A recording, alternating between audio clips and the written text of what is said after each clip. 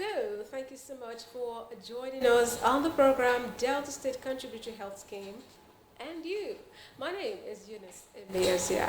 Well, this is one program where we bring you the detailed activities of the commission, the Delta State Contributory Health Commission.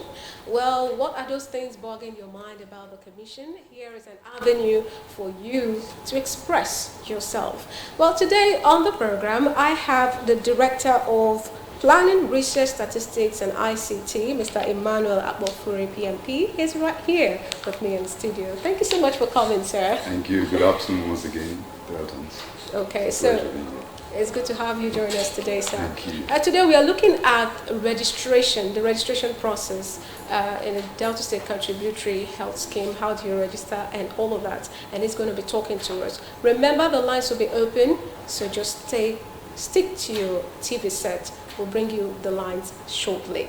Sir, how do one register in a Delta State Contributory Health Scheme? Okay, thank you very much. The scheme is stratified into health plans, depending on the state and status of the people. It's for every resident of Delta State, irrespective of where you're from originally in terms of origin. If you are living within the boundaries of Delta State, you are entitled to be registered to access to benefit under the health insurance scheme of the state. So if like I said, depending on your state or status, if your state, I mean by you're pregnant, there's a pregnant woman or children aged under 5, that's from day 1 to 5 years old, you will be registered as the under the equity health plan of the scheme. That is a plan that caters for you. Now, these stratifications are done because there is also a payment mechanism. Health insurance is not free. So everybody that is registered for the equity health plan, they are paid for by the state government. The state government will not know what to pay for if you don't register. They can't just assume that in Asaba we have only 20,000 pregnant women. So if you immediately you get pregnant, you now fall into that category, please go to the nearest healthcare facility and register under the equity health plan. Registration is free. There is a person there, we have agents that will register you there and then in the healthcare facility, especially when you resume your antenatal clinics. Then once the child is born, they will register the child under the scheme to also receive or access care when necessary. So that is for those those who are in the state of under 5 and then the pregnant women. Now, if you're a working class citizen of the state, your employer is supposed to pay a certain percentage of your salary. And then you as an employee, you also contribute a certain percentage of your salary to pay for your health insurance, and that covers yourself, that's the employer's spouse, and 4 biological children under the age of 18. Now, where do they register? We have in Asaba here, we have a registration center. In all the local governments of the state, we have liaison offices. So whatever is done here in Asaba can be done in the liaison offices. So you don't need to come to Asaba to register. Again, like I said, it's irrespective of whether you are a public worker or you're working for private company or you're working for government. By the law establishing the health insurance scheme in the state, everybody in Delta State must be registered under one. We understand the law takes into cognizance that not everybody is in the same state or status. That is why this stratification. Now, the third group is for people who are not under the equity health plan. Like I've mentioned, you are not pregnant, you are not under 5, you are not physically challenged, you are not aged, and you are equally not having a regular means of employment, say you a place where they pay salary, you pay you salary, you register as an informal enrollee in the scheme, and then you'll be required to pay a premium, which is the lowest in Nigeria today, 7,000 naira to access care for just yourself. For yourself, that premium covers the individual. And again, we have agents that will do the registration at the healthcare facilities or in our communities. Most of them are dressed the way I am now. See them with face cap and the vest like I'm putting on now. They are accredited agents spread across all the communities in the state. We are also in liaison with some community leaders. They know that our agents work. In fact, those people are from those communities. So now I see they are going to source them from other communities. So if you are desirous to register in the scheme, please, under the scheme, please make available. Like I said, it is seamless. Registration is totally free. What you are paying for is a premium. And for the informal sector, you could actually stagger your payments because you have a waiting period. If you don't have the full money to pay at the point of registration, you can register. The call is coming. You can register now and then pay, and provided before the waiting period, which is 60 to 90 days, you have met your registration, your payment. Then you can now be included to access care within that waiting period of 60 to 90 days. So, in other words, there is a waiting period of 60 to 90 days, which must be adhered to. That is the period where the commission will arrange you with the hospital that you select. Because at the point of registration, you will select a hospital, which is advisable. You select the one closest to your place of residence, so you don't have extra cost or stress of transporting yourself further to access care when need be. One feature you must know of the health insurance scheme is that if you are staying in Asaba and registered in Asaba, if you travel home, maybe to Ugeli or Warri, and then, or maybe Patani, or even Agbo, and there's a health condition you need to see a doctor, that is why it's good to register. You just take your card, irrespective of whatever plan you are on, whether equity or formal or informal, just take your card, go to the nearest accredited healthcare facilities, as we have them all over the state, and then you have access to see them without paying any extra fees or any other protocols. Okay, sir. We are talking about the registration process and admittance into the Delta State Contributory Health Scheme. Right now, let's just open the lines because I know a lot of persons are already itching to talk. They want to express themselves. Like I always say on the program, whatever is bugging you, this is just the platform for you to speak directly to the authorities who will give you the right answers. The numbers you're going to call is 0906 273 9107. Again, 0906 273 9107. You can go ahead and call right now and make those things. Let us know what it is that you want to say. Mr. Emmanuel Ofere, when we're talking about registration, a lot of persons are saying, after registration, what next? A lot of persons know that there are a lot of facilities that are in the scheme. A lot of hospitals that we can choose from. So how do one choose which particular hospital to use? How do we go about that part? Okay, because we use an ICT platform to register. There's already a preloaded, all the healthcare facilities that are accredited for the scheme are loaded on the system. So once in the process of, there's a form, an electronic form, they're asking you questions, they are filling, they will ask you, where do you live?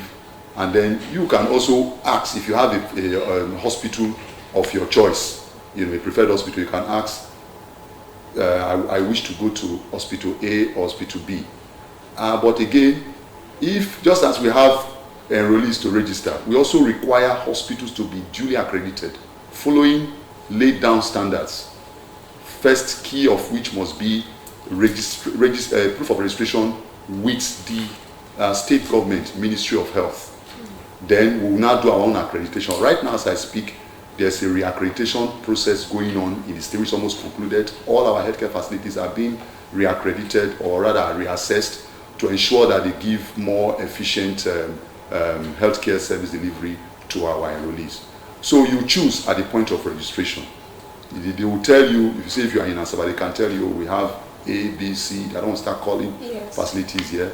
But all government hospitals, primary healthcare centers, then private, a good area of private hospitals who are able to meet our standards.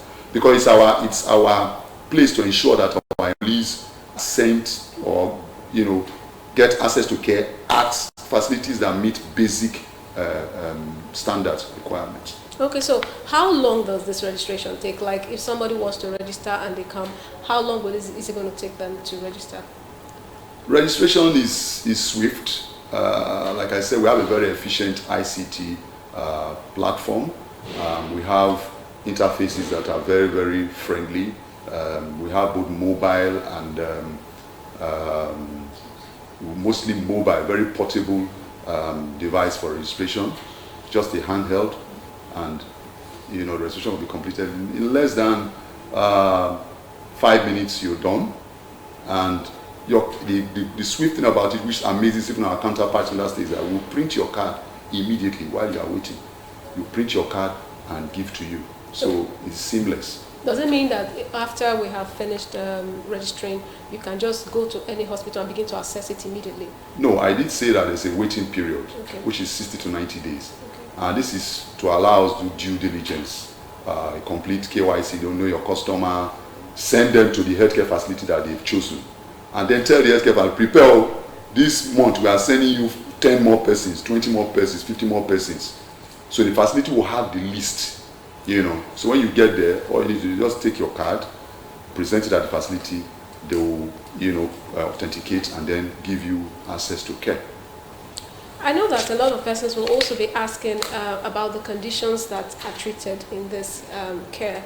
Are they going to treat existing conditions, or as time goes on, when you have other conditions, then you can treat you too? How does it work in that aspect? No, as a standard, anywhere in the world, they have what they call a benefit package, which is derived from, usually before they started, the Pioneer DG engaged, there was a baseline studies to determine the prevailing disease conditions. Now, the thing is, each of these disease conditions costs a certain amount to fix. Let me use a simpler word. So, if you box malaria, typhoid, respiratory tract infection, you box them all in. These are possible disease conditions that people can have, and they can be, a studies is carried out. That is what will be used to do the actuarial and then prepare, do an assessment to now determine what people will be paying in terms of premium. So you cannot go outside as a regulatory feature. You can't go outside those what is stated in the benefit package. The conditions are stated there. And it's because of that these premiums have been determined, and so that when it's so that no hospital can say they don't have money. They are running out of funds. Normally, you don't exhaust whatever funds go to the hospital. It's to provide, it's like I said, it's a ususu. You contribute, I contribute, one person packs. The person that packs, unfortunately, is the man that is sick. And he does not know when he will be sick. So if he's been contributing, he will pack when the time comes, which is true. Everybody falls sick at one time or the other. Just that we pray should not be frequent and should not be fatal. So that's the way it works. So within the benefit package, you will be seeing there's also a drug tariff. We have a standard for our drugs. We have the drugs that we require our facilities as we protect our enrollees. So we also make ensure that our facilities do not run into deficit or trouble, in terms of taking care of the enrollees. So there are guidelines, which is what you call in the benefit, and it's available on our website. It's available on the website. Okay, so let's look at because you talk about the benefit package. Everyone is interested in what will I gain, you know. Have there been complaints from those that have already registered? Have you been receiving any complaint at all concerning the scheme, concerning the benefit packages available, concerning the facilities that people choose? Have there been complaints, and how have you been able to address that? Yeah, they are bound to be complaints because we are dealing with the dynamism of humanity. As far as it's concerned, people must fall sick, like I said. It's not, God forbid, you know, it must happen. It's part of life. That's why you have doctors, you know. The question I think I want to respond to is, how do we respond? Now we have call center, we have very active lines, you know, and immediately we are called. If you can't attend to it, you escalate to the next officer that will address the issue the person is called for. So we get several complaints. Oh, I'm in this facility and it's taking too long for me to get a code request, which is what you get if something is out, if something the facility cannot do immediately, they send it for a request for a code. Now, what it means is that we have a functioning ICT ecosystem where information are exchanged. We have devices speaking to each other. My phone can speak to my colleagues in the office to get something done. Like I told you now, I said something about the ID card. The people that will register in Warri, all they need to do is just to transmit their data here. Their cards will, if you get to the office, we have about 10,000 cards printed that will be distributed, I think, within this week. You know, so we have a system where the information is exchanged real time. We have lots of WhatsApp groups, and we have point of escalations. If it's beyond you, you escalate to the next officer. And we have very determined personnel that are ready to work, you know, real ready to work. Most of them young, most of them just left school, and we have coppers and all kinds of persons that they work 24 hours. There's nobody, so it depends on the feedback we get. So we will always endeavor to respond real time if we have feedback. But if we don't have feedback, you just keep it and you feel, we are not magicians. There was an instance where somebody brought a complaint right in the middle of... let's try and take this particular call. All right. So tell us your name and where you are calling from. Good afternoon. Hello, good afternoon, sir. Yeah, my name is Comrade Paulson. Yeah. Okay, welcome, sir. I want to ask questions. Why is it that completely each time you teach code, one, people have to get codes on time, and secondly, when you get the code before 24 hours, or before the end of that day, you tell the code has expired. Because I noticed that I tried about twice or thrice, I got code, came in, if I could get to the referral center, they will tell me, the desk officer, they will tell me that they normally close by 4. And sometimes you're not able to access Medicare at that very day. Immediately you come, if you don't come on time, you tell you that the code has expired. What is for that? Now, apart from that too, the other challenge I know some of us are facing is that some ailment or some other part of treatment we're supposed to receive, we don't get them.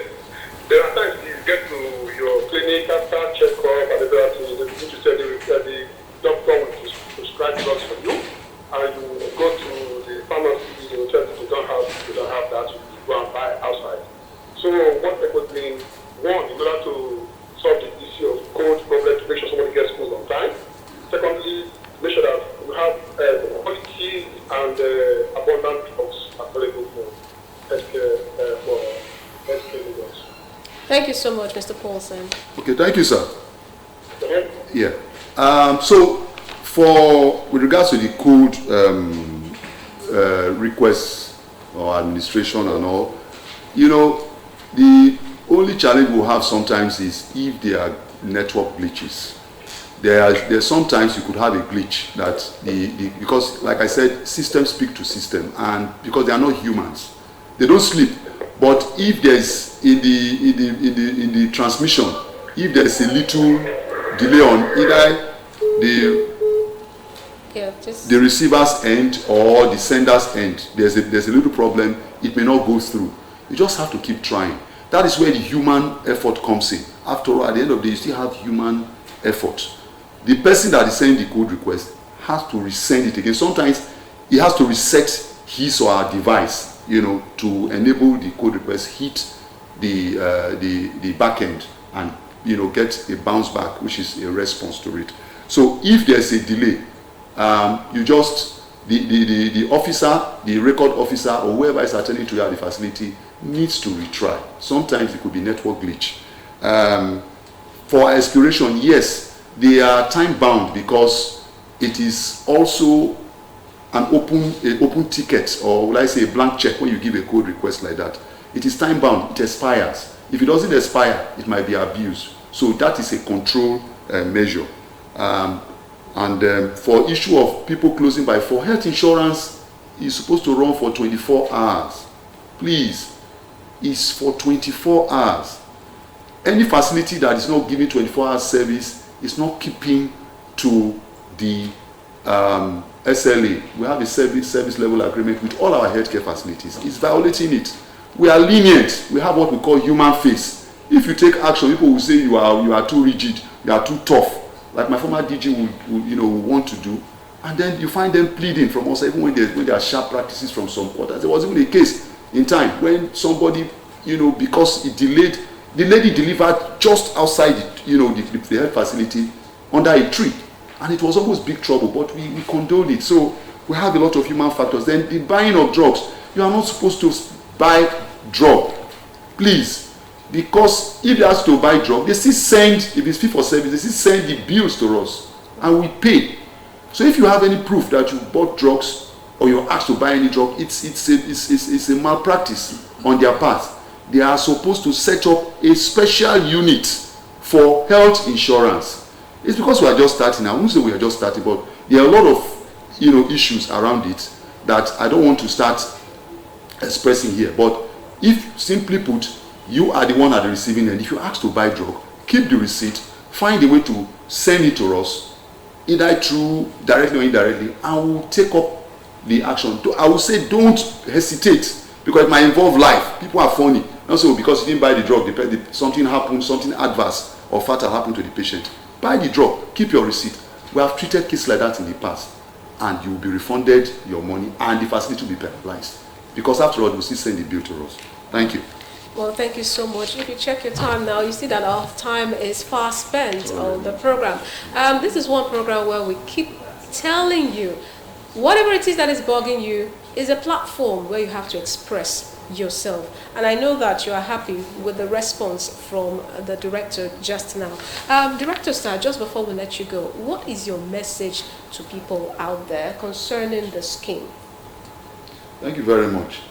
Health insurance has come to stay the world over. Delta State is leading in the implementation of the state health insurance scheme.